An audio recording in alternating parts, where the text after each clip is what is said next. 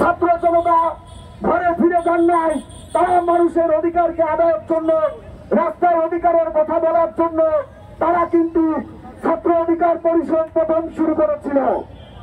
এর পরবর্তীতে 2018 সালের পরে যত তার মানুষের উপরে অত্যাচারী জালিম সরকার, আপনারা সবাই জানেন স্বৈরাচারী সরকার মানুষকে বিভিন্ন ভাবে হয়রানি করছিল, তখন কিন্তু এই ছাত্র জনতা তাদের বিরুদ্ধে দাঁড়িয়ে অধিকারের কথা বলেছে।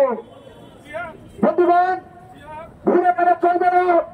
আমরা মাঝে মাঝে মনে করছি আমরা মনে হয় স্বাধীন হয়ে গিয়েছি, আসলে এখনো স্বাধীন হতে পারি নাই, কিছুটা এখনো বাকি আছে।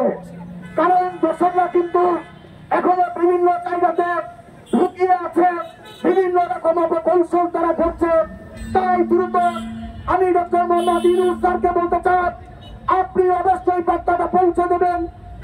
আপনারা জানেন বিভিন্ন প্রতিষ্ঠানে যারা গত 17